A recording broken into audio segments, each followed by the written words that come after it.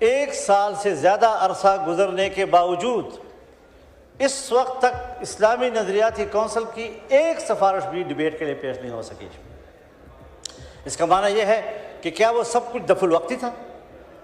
اس وقت مجبوری تھی، کچھ حاصل کرنا تھا تو اس میں جو چیز آئے آپ قبول کرتے چلے جائیں؟ یہ چیز میرے خیال میں سیاسی لحاظ سے بڑے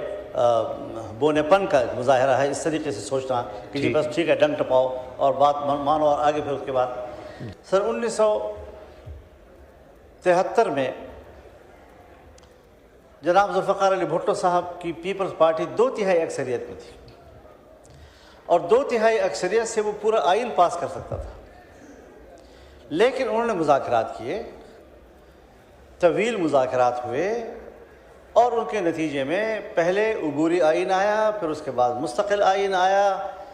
اور تمام صوبوں کو اعتماد میں لیا گیا۔ تمام سیاسی جماعتیں، مختلف الخیال جماعتیں، مذہبی جماعتیں، قوم پرست جماعتیں، سیکولر جماعتیں، رائٹسٹ، لیفٹسٹ، سینٹرلسٹ، سب کو اعتماد میں لے کر ایک متفقہ آئین قوم کو اور ملک کو مل گیا۔ ہم نے 18ویں ترمیم میں بھی یہی مظاہرہ دیکھا کہ پورے ایوان نے 9 مہینے محنت کر کے 9 مہینے کے طویل عرصے میں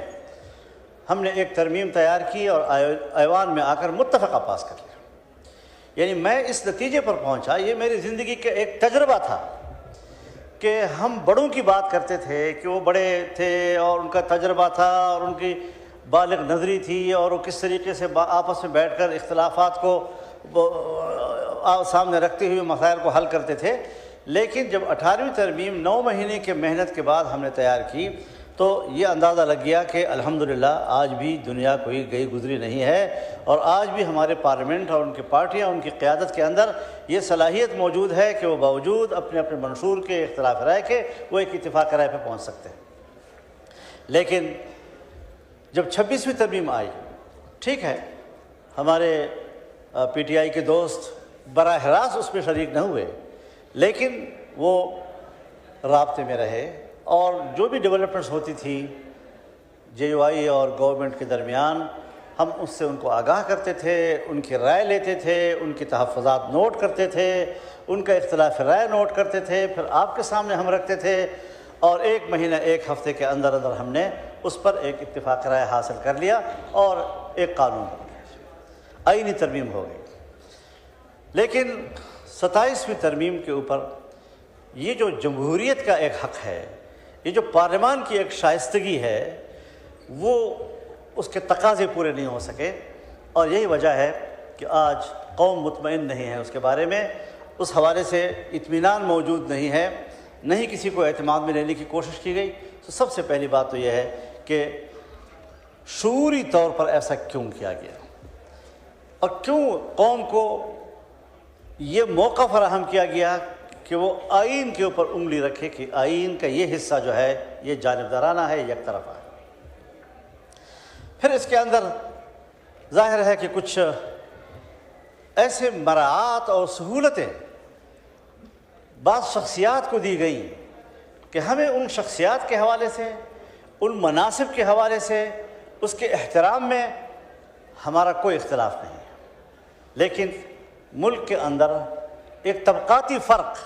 کہ اس منصب کا بندہ جو ہے وہ ایک الگ حیثیت سے ملک کے اندر مراعات یافتہ ہوگا اور اس حیثیت کے لوگ جو ہے وہ اس حیثیت میں مراعات یافتہ ہوں گے۔ تو جناب اسپیکر،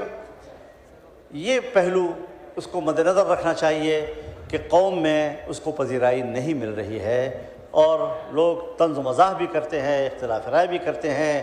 کہ ہمیں شخصیات سے بھی جھگڑا نہیں ہے، ہمیں ان کے منصب سے بھی جھگڑا نہیں ہے، لیکن ایسے مراعات کسی کو دینا یہ شاید خدمات کا صلہ نہیں ہے بلکہ یہ ایک مستقل طبقاتی فرق کا اور امتیاز کا مسئلہ ہے۔ جناب ہمارا قانون سازی 26ویں ترمیم میں بھی ہوگی، وہاں پر ہم نے کچھ ترامیم پیش کی تھی سود کے حوالے سے بھی۔ اسی طریقے سے ہم نے شرعی عدالت کو طاقتور بنانے کا آئینی راستہ اختیار کیا۔ ہم نے اسلامی نظریاتی کونسل کے سفارشات کو ڈیبیٹ کے لیے پارلیمان میں پیش کرنے کا دستوری حق حاصل کیا۔ 1 سال سے زیادہ عرصہ گزرنے کے باوجود اس وقت تک اسلامی نظریاتی کونسل کی ایک سفارش بھی ڈیبیٹ کے لیے پیش نہیں ہو سکی۔ اس کا معنی یہ ہے کہ کیا وہ سب کچھ دفع الوقتی تھا؟ اس وقت مجبوری تھی، کچھ حاصل کرنا تھا تو اس میں جو چیز آئے آپ قبول کرتے چلے جائیں؟ یہ چیز میرے خیال میں سیاسی لحاظ سے بڑے بونے پن کا مظاہرہ ہے، اس طریقے سے سوچنا کہ جی بس ٹھیک ہے ڈنگ ٹپاؤ اور بات مانو اور آگے پھر اس کے بعد جی ایک قانون بنا دینی مدارس کے حوالے سے اور سوسائٹی ایکٹ کے تحت رجسٹریشن کے حوالے سے۔ دوسرا ابھی تک اس حوالے سے کوئی رجسٹریشن نہیں ہو رہی،